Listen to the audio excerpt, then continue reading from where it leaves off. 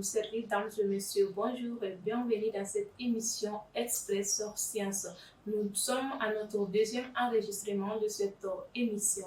Alors, cette émission, comme je l'avais dit, est dédiée aux chercheurs, aux scientifiques pour apporter des éclaircissements sur des questions d'actualité scientifique au Mali, mais aussi encourager l'engouement scientifique chez les générations futures.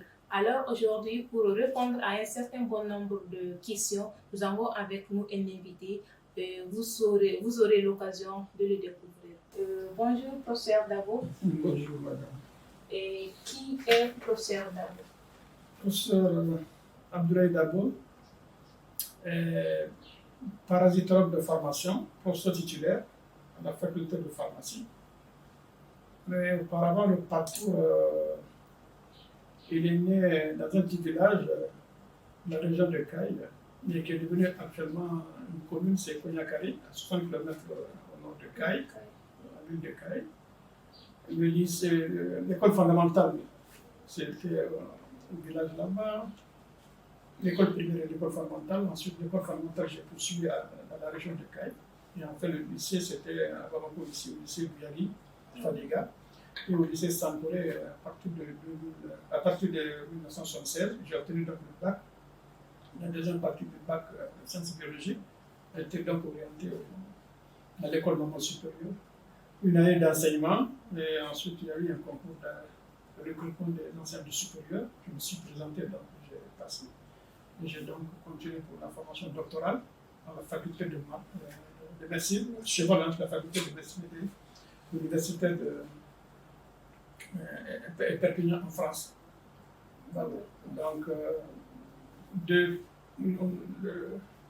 disons que le diplôme de doctorat a été obtenu en 1990 et depuis, donc, je suis donc enseignant-chercheur à cette faculté où je dirige l'unité de formation et de recherche sur les schistosomoses, c'est-à-dire les bilharzioses, voilà, et ensuite les helminthiases intestinales.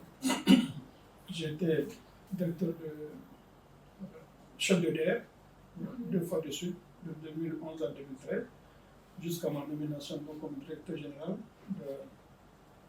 du Centre national de recherche scientifique et technologique en 2017. Donc voilà un peu qui je suis, le parcours et le cursus universitaire. Et voilà en grande ligne ce qu'on peut retenir de professeur Abdoulaye Dabo. Alors ma première question, combien de chercheurs le Mali compte aujourd'hui? Bon, en fait, combien de chercheurs, il faut dire enseignants-chercheurs maintenant, parce que depuis 2017, il y a eu un statut donc enseignant-chercheur qui a été adopté par le gouvernement. Mais toujours est-il que la séparation existe toujours entre les deux corps. En termes d'enseignants-chercheurs, c'est 2656 enseignants. 2656 enseignants-chercheurs, selon une source de la DRH, la Direction des ressources humaines du secteur de l'éducation. Parmi ces enseignants-chercheurs, il y a 1890 enseignants, parce qu'ils sont plus enseignants que chercheurs, dont 73 professeurs titulaires, 206 maîtres de conférences, 752 maîtres assistants et 859 assistants. Pour les chercheurs, ils sont 766. Oui. Voilà. Là, ils sont vraiment chercheurs plus qu'enseignants. Sinon, en principe, les enseignants doivent faire la recherche et les chercheurs doivent également enseigner.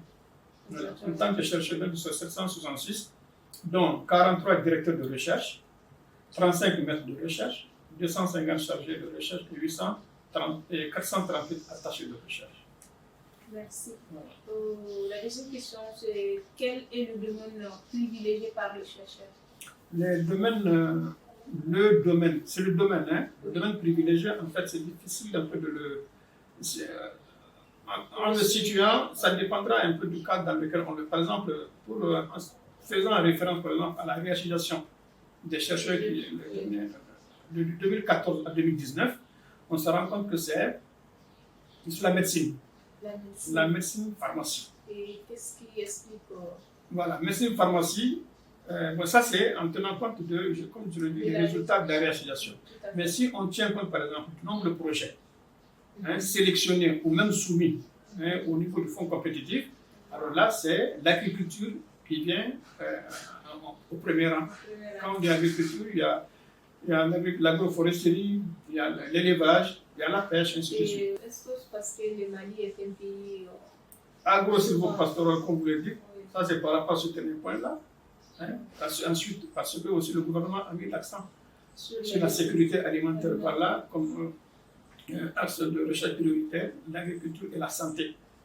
Donc cela se comprend, même le premier point dont j'avais dit qui était donc en rapport avec les médecins, donc ça s'explique un peu par ça. Mais il y a d'autres explications, d'autres hypothèses que j'avance également pour expliquer pourquoi est-ce que nous tenons la médecine par exemple pointe par rapport aux autres. Simplement, la médecine et la pharmacie ont plutôt une grande tradition en matière de recherche. Les autres facultés des sciences juridiques, la faculté des sciences sociales, les enseignants de ces facultés le plus souvent sont plus attirés par l'enseignement. Certainement, probablement à cause des retombées des heures supplémentaires, le poids justement de l'enseignement fait qu'ils n'ont pas le temps de s'attacher à la recherche. Donc voilà un peu une autre raison qui fait que les enseignants de la faculté de médecine avancent beaucoup plus, ils sont plus versés dans la recherche que les autres cas.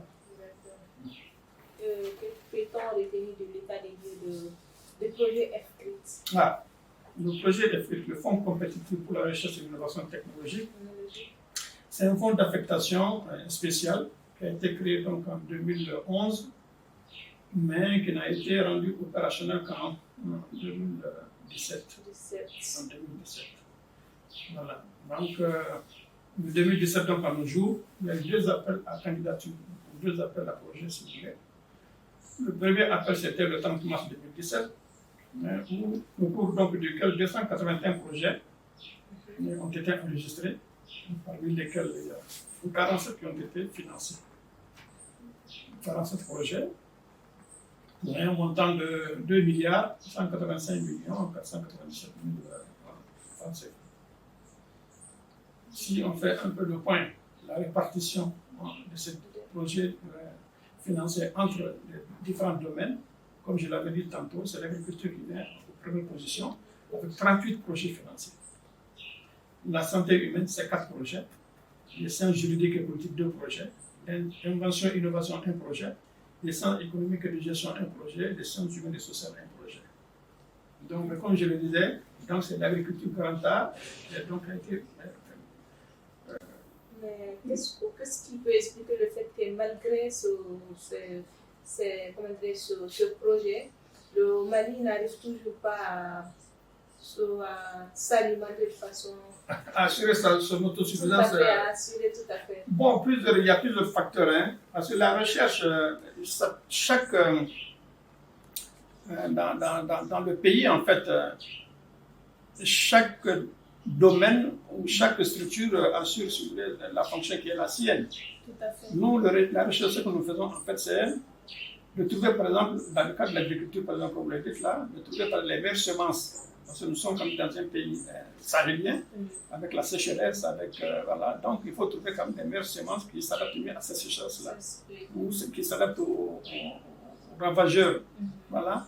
Donc, ou de trouver, si vous voulez, les semences les plus productives.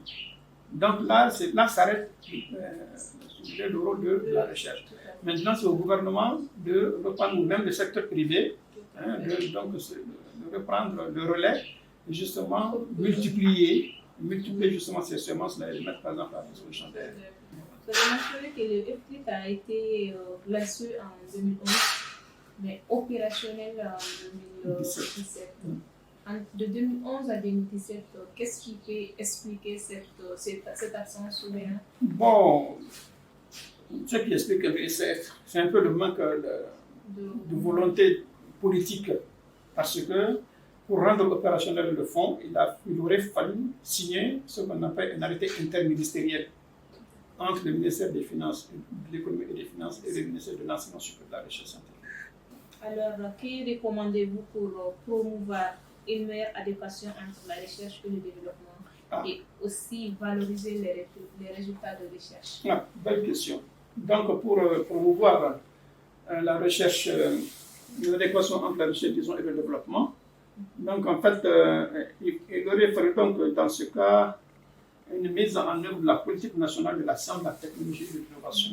C'est la politique donc, qui encadre en fait toute la recherche au niveau du monde. Cette politique a été adoptée par le gouvernement du Mali en 2017 aussi. Une fois qu'on arrive à appliquer, malheureusement, l'adoption d'un texte et la réalité de son application, donc voilà, il y a un grand écart qu'il faut. Donc dès qu'on arrivera à appliquer cette politique-là, vraiment, on arrivera à faire l'adéquation. Mais mieux que ça, la question comporte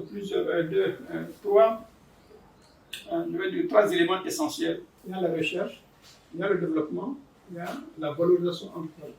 Pour la recherche, par exemple, en ce qui concerne la recherche, par exemple, il faut que cette recherche se fasse au niveau, elle se fait au niveau des universités, au niveau des grandes écoles, des instituts de centres de recherche. Et cette recherche a pour vocation justement de créer des paquets technologiques, c'est-à-dire tout ce qui est réflexion.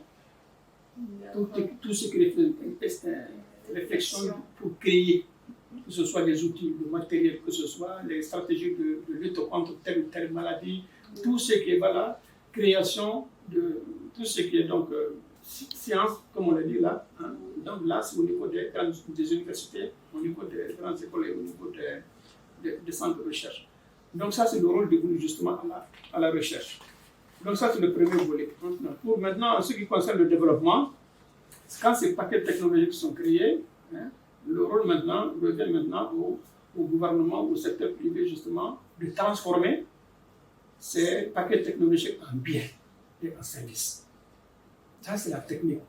Donc là, ça, c'est vraiment le rôle justement d'un autre pan de la société, comme je le dis, le secteur privé surtout, les industries, les unités. Maintenant, entre les deux, recherche et développement, il y a la valorisation. Et cette valorisation maintenant passe par quoi? Par exemple, le transfert des technologies. Nous sommes des chercheurs, nous sommes dans les laboratoires, nous sommes dans les universités. Il faut maintenant qu'il y ait un lien entre cette recherche-là et le monde rural, par exemple, les utilisateurs des résultats. Et c'est quand justement cette liaison est faite qu'on parle donc à la valorisation, à la vulgarisation. Surtout un point par rapport à cette valorisation, c'est donc la protection des droits de propriété intellectuelle. Un point très très important. Protection des droits de propriété intellectuelle. Ça, c'est très important. Pourquoi? Parce que si les résultats les recherches que nous menons, les caractères dont j'ai parlé tantôt, dès qu'on mène une étude de recherche, c'est les résultats qu'on produit en réalité. Ces résultats qui sont produits sont valorisés de plusieurs manières. Nous, au Mali, ici en Afrique, au Mali, ce que nous privilégions comme source de valorisation, c'est les publications, les articles. Voilà. C'est bien. Publier les articles, c'est bien. Surtout que ça contribue à la promotion. Mais il faut faire attention. Avant de publier, il faut protéger. Si le résultat que tu as obtenu est brevetable, par exemple, peut être à l'origine d'un brevet. C'est le brevet qui rapporte. C'est vrai, individuellement, quand on publie, parce que la promotion, la version dont j'ai pas la promotion, se fait par exemple en fonction du nombre de publications que tu auras fait. Si tu as le nombre requis, tu passes au grade supérieur, ça te fait de l'argent, mais c'est toi seul. C'est toi seul. Maintenant, pour que cela rapporte à toi et à l'État, c'est le brevet. Mais malheureusement, tous les résultats aussi ne concourent pas à l'obtention d'un brevet. Mais dès que le résultat peut être brevetable, aussitôt il faut aller vers le brevet. Quand tu as le brevet, l'exploitation du brevet, ça te rapporte chaque fois qu'on exploite le brevet, les retombées, on te les donne.